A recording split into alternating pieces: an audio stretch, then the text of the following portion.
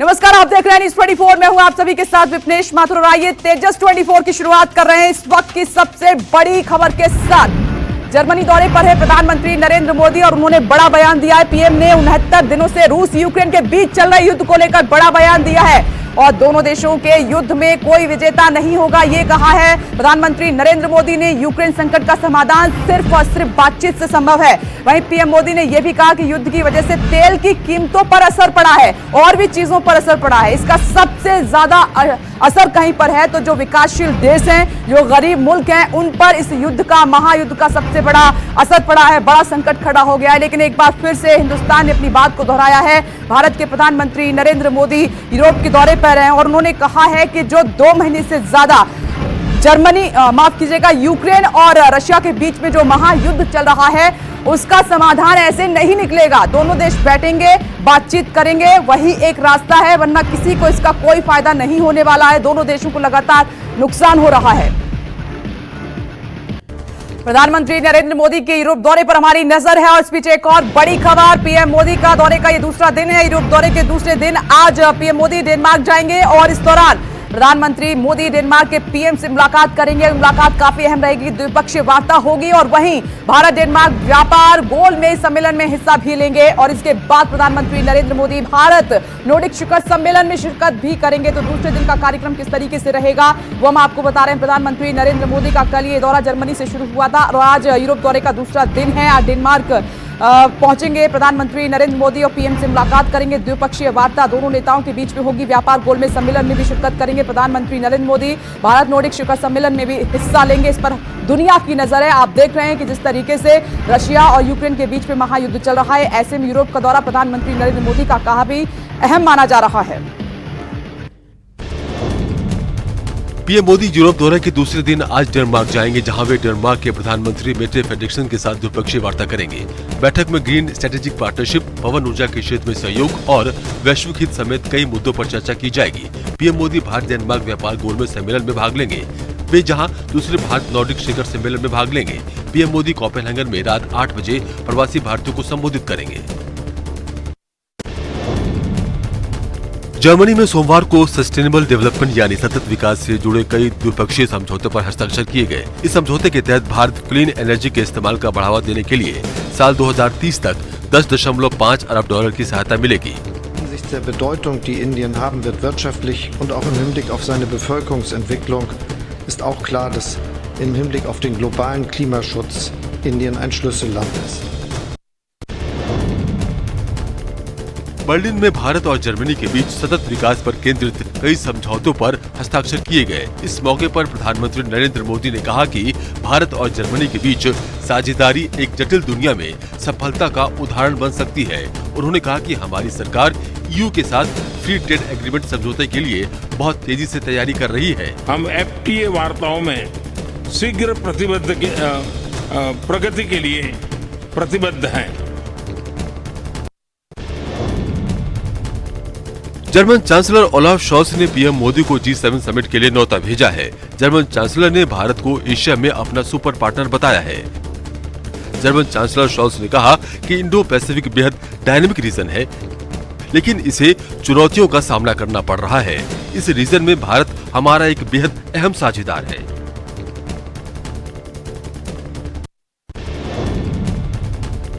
भारत और जर्मनी सहयोग बढ़ाने के एक बड़े लक्ष्य पर काम कर रहे हैं। इसी के तहत दोनों देशों के बीच 10.5 अरब डॉलर का समझौता हुआ है। पीएम मोदी ने जर्मन चांसलर ओलाफ शॉल्ज के साथ अंतर सरकारी परामर्श के 6ठे पूर्ण सत्र की सह अध्यक्षता की और आत्मनिर्भर भारत अभियान में जर्मनी को भी भागीदारी का न्योता दिया है। भारत और जर्मनी द्विपक्षीय संबंधों को और मजबूत करेंगे। इसी के तहत भारत और जर्मनी के मंत्रियों और अधिकारियों ने कई मुद्दों पर प्रेजेंटेशन दिया है।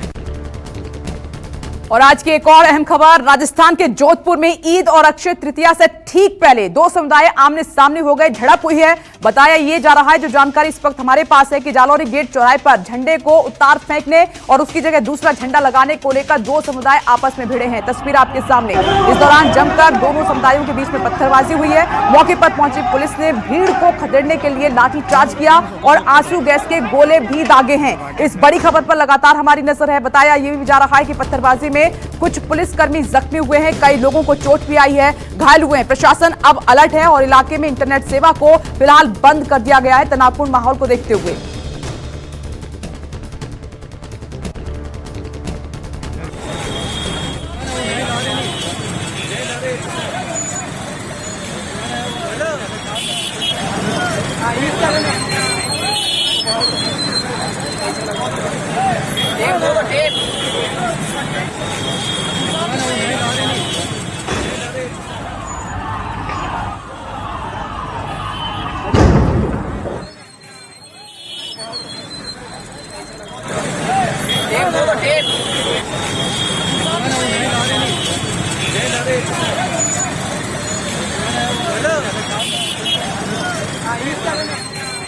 मैं हजरात से बड़ी मोहब्बत के साथ दरख्वास्त करता हूं कि हालात की नज़ाकत आप सबको मालूम है।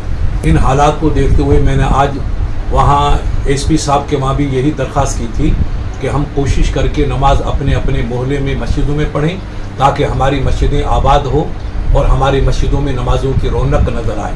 अब भी आप हजरात तमाम इमाम साहिबान से दरख्वास्त करता हूँ जो मेरी आवाज़ पहचान रहे हैं कि आप फजर की नमाज में अपने तमाम नमाजियों को दरख्वास्त कर दें कि मुफ्ती साहब की अपील आई है कि मौजूदा हालात को देखते हुए अपनी मस्जिदों को आबाद रखें, हरगिज़ मस्जिद को खाली न करें, पूरी नमाज आप मस्जिद में पढ़ें। ईद की नमाज ही मेरी दरख्वास्त है कि मस्जिद में पढ़ें, ये मेरी दरख्वास्त है।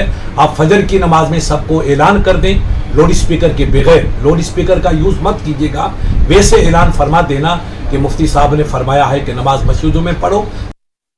आगे बढ़ते हैं जल्दी से तेजस 24 में एक बड़ी खबर का और रुख कर लेते हैं। कर्नाटक मंत्रिमंडल में फेरबदल से जुड़ी हुई इस वक्त की बड़ी खबर, अटकलों के बीच खबर यह है कि बेंगलुरु पहुंचे हैं गृह मंत्री अमित शाह। आज कर्नाटक विधानसभा चुनाव की तैयारियों की समीक्षा भी करेंगे। चल क्या रहा है ये जानने की कोशिश की जाएगी और इस मीटिंग में सीएम बसवराज और बीएस येदियुरप्पा समेत कई नेता मौजूद रहेंगे। कहा यह भी जा रहा है कि अमित शाह का ये दौरा संभावित नेतृत्व परिवर्तन और मंत्रिमंडल में फेरबदल की अटकलों के बीच काफी अहम माना जा रहा है। तो सीएम भी मौजूद रहेंगे, पूर्व सीएम भी इस बैठक का हिस्सा होंगे। चुनावी तैयारियों को लेकर समीक्षा बैठक की जाएगी। अगले साल कर्नाटक में विधानसभा चुनाव होने वाले हैं और इसी के तहत कर्नाटक का गृह मंत्री अमित शाह का ये दौरा काफी अहम माना जा रहा है। तो आज बेंगलुरु में अमित शाह की मैराथन बैठकें होंगी, इस पर हमारी नजर है। खास मुद्दा चुनावी तैयारियां की समीक्षा करना बताया जा रहा है। तो सीएम, पूर्व सीएम समेत कई बड़े नेता मौजूद रहेंगे और गृह मंत्री अमित शाह की तरफ से कुछ निर्देश भी दिए जा सकते हैं। कर्नाटक में 2023 में विधानसभा चुनाव होने हैं, इसके लिए बीजेपी ने अभी से कमर कस ली है। बीजेपी कर्नाटक में 150 सीटें जीतने के लक्ष्य में जुट गई है।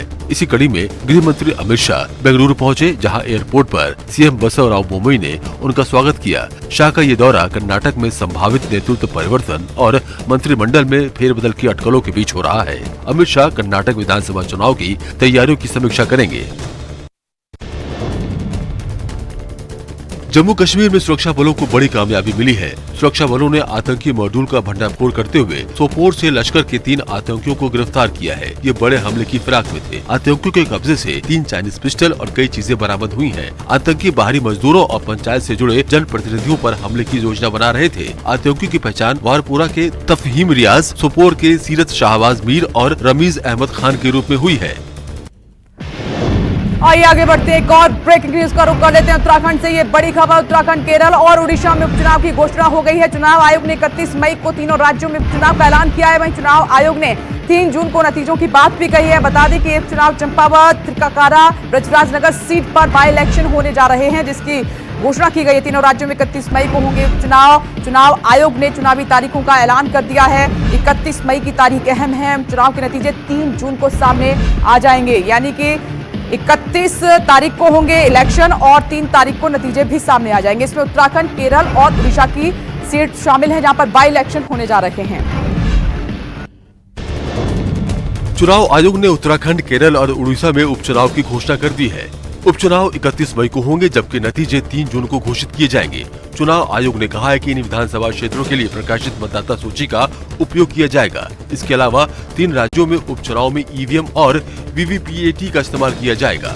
बता दें कि उत्तराखंड की चंपावत सीट से सीएम पुष्कर सिंह धामी मैदान में हैं। उनके लिए कैलाश गहतोड़ी ने सीट खाली की है। दिल्ली में बीजेपी के वरिष्ठ नेताओं और संघ पदाधिकारियों के बीच बैठक हुई, जिसमें संगठन और चुनाव की तैयारियों को लेकर चर्चा हुई। ये बैठक बीजेपी अध्यक्ष जेपी नड्डा के घर पर हुई, जिसमें गृह मंत्री अमित शाह, रक्षा मंत्री राजनाथ सिंह, नितिन गडकरी, बीएल संतोष मौजूद रहे। सूत्रों के मुताबिक बैठक में संगठन और कई राज्यों की राजनीतिक और सरकारों के मौजूदा विषयों पर चर्चा की गई। इसके साथ ही 26 मई को मोदी सरकार के 8 साल पूरे होने के मौके पर होने वाले कार्यक्रम को लेकर भी मंथन हुआ। कोलकाता हाई कोर्ट ने मालदा ब्लास्ट को लेकर ममता सरकार से रिपोर्ट दाखिल करने को कहा है। ममता सरकार को ये रिपोर्ट 2 हफ्ते के अंदर ही कोर्ट को देनी है। इसके साथ ही मामले में एनएआई को पार्टी बनाने का निर्देश दिया है। बता दें कि रविवार को बॉल खेलते समय हुए धमाके को लेकर एक जनहित याचिका दायर की गई थी। इस मामले में 4 बच्चे घायल हुए थे। याचिका में एनएआई से जाँच कराने की मांग की गयी थी। इस मामले में पुलिस ने टीएमसी के 4 नेताओं को गिरफ्तार किया था। पंजाब के पूर्व सीएम बीएन सिंह की हत्या के मामले में दोषी बलवंत सिंह राजोआना की याचिका पर सुप्रीम कोर्ट ने केंद्र से 2 महीने के भीतर फैसला लेने को कहा है। बलवंत राजोआना को निचली अदालत ने 2007 में मृत्युदंड दिया था। दोषी राजोआना 26 साल से जेल में बंद और उनकी दया याचिका राष्ट्रपति के सामने 9 साल से लंबित पड़ी है। राजोआना ने 26 साल से जेल काटने के आधार पर फांसी की सजा को उम्र कैद में बदलने की गुहार लगाई है। साल 1995 में बीएन सिंह की हत्या कर दी गई थी। नवाब मलिक की जमानत याचिका पर 5 मई को सुनवाई होगी। महाराष्ट्र के मंत्री और एनसीपी के नेता नवाब मलिक ने अपने खराब स्वास्थ्य का हवाला देते हुए स्पेशल पीएमएलए कोर्ट में जमानत याचिका दाखिल की थी। नवाब मलिक के वकील कल ही सुनवाई की मांग कर रहे थे। उनका कहना था कि नवाब मलिक की तबीयत ठीक नहीं है, उन्हें स्ट्रेचर पर अस्पताल ले जाना पड़ा है। कोर्ट ने जेजे अस्पताल को 5 मई तक रिपोर्ट देने को कहा है। साथ ही ईडी को भी सप्लीमेंट रिपोर्ट भी फाइल करने को कहा है। महाराष्ट्र के पूर्व गृह मंत्री अनिल देशमुख को पीएमएलए कोर्ट में पेश किया गया। ईडी ने 100 करोड़ की वसूली मामले में अनिल देशमुख के खिलाफ आरोप पत्र दाखिल किए थे, जिसके बाद से उनका कोर्ट में पेश होना अनिवार्य था। मनी लॉन्ड्रिंग के केस में अनिल देशमुख की पेशी थी। वहीं अनिल देशमुख के बेटे ऋषिकेश और सलील कोर्ट में मौजूद नहीं थे। उन्होंने अपने गैर हाजिरी होने पर वकील के जरिए एप्लीकेशन दी है कि उन्हें कोर्ट में पेश होने से छूट दी जाए। महाराष्ट्र में लाउडस्पीकर पर सियासत जारी है। इन सब के बीच महाराष्ट्र मनसे प्रमुख राज ठाकरे ने ट्वीट कर अक्षय तृतीया के दिन घोषित महाआरती रद्द करने का ऐलान किया है। उन्होंने पार्टी कार्यकर्ताओं से कहा, ईद है, मैंने इस बारे में संभाजी नगर की बैठक में बात की थी। मुस्लिम समुदाय के इस त्योहार को हर्षोल्लास के साथ मनाया जाना चाहिए। अक्षय तृतीया की तरह अपने त्योहार के दिन कहीं भी आरती न करें, जैसा कि पहले तय किया गया था। हमें किसी के पर्व में कोई बाधा नहीं डालना चाहिए। महाराष्ट्र नवनिर्माण सेना ने मुंबई में राज ठाकरे की तस्वीर के साथ चलो अयोध्या का पोस्टर लगा दिया है। एमएनसी के कार्यकर्ता लोगों से अपील कर रहे हैं कि 5 जून को वे राज ठाकरे के साथ अयोध्या पहुंचेंगे। कुछ दिन पहले शिवसेना नेता आदित्य ठाकरे द्वारा अयोध्या जाने की घोषणा के बाद राज ठाकरे ने भी 5 जून को अयोध्या जाने की घोषणा की थी। मुंबई में जगह जगह अवैध रूप से लगाए एमएनसी के पोस्टर को लेकर बीएमसी और पुलिस दोनों ने कार्रवाई शुरू कर दी है।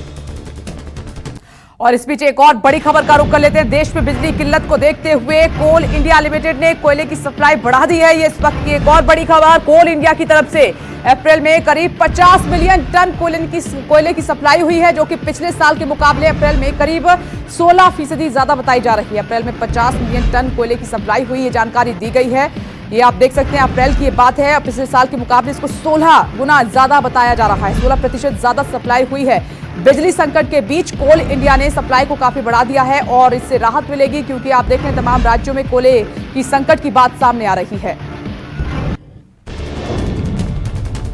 कोल इंडिया लिमिटेड ने बिजली की बढ़ती मांगों के बीच पावर प्लांट को कोयले की सप्लाई बढ़ा दी है। पिछले साल के मुकाबले इस साल अप्रैल में करीब 16% ज्यादा कोयला पावर प्लांट को भेजा गया है। केवल अप्रैल में ही करीब 85 मिलियन टन कोयले की सप्लाई पावर प्लांट्स को की गई है, जो पिछले साल के मुकाबले करीब 7 मिलियन टन ज्यादा है। देश के कई हिस्सों में इस समय भीषण गर्मी पड़ रही है, जिसकी वजह से बिजली की डिमांड पीक पर है। हालात ये है कि जहां कभी बिजली नहीं कटती थी, वहां भी बिजली कटौती हो रही है।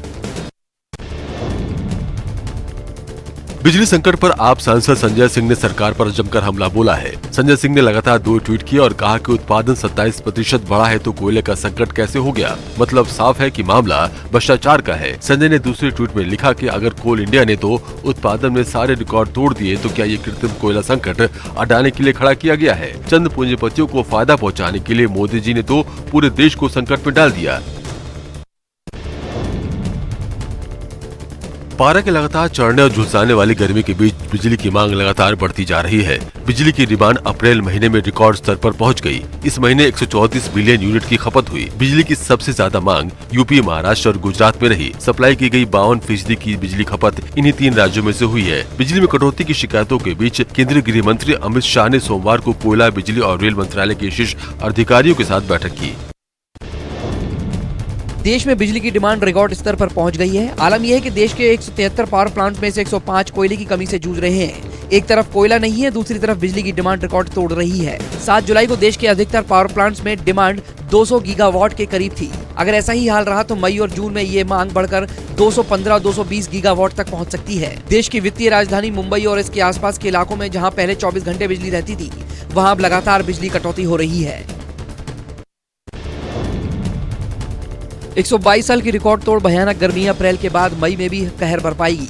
मौसम विभाग ने 7 मई के बाद भीषण गर्मी पड़ने का अलर्ट जारी किया है। आग बरसाती गर्मी में लोग घरों से निकलने से संकोच कर रहे हैं, लेकिन पावर कट की वजह से लोगों को घरों में भी चैन नहीं मिल रहा। बिजली फॉल्ट और रिपेयर के नाम पर लगने वाले लंबे लंबे पावर कट से लोगों को बहुत मुश्किलों का सामना करना पड़ रहा है। लोगों को कहना है कि हर रोज बिजली गुल हो रही है, जिस कारण इन्वर्टर भी पूरी तरह से चार्ज नहीं हो पा रहा।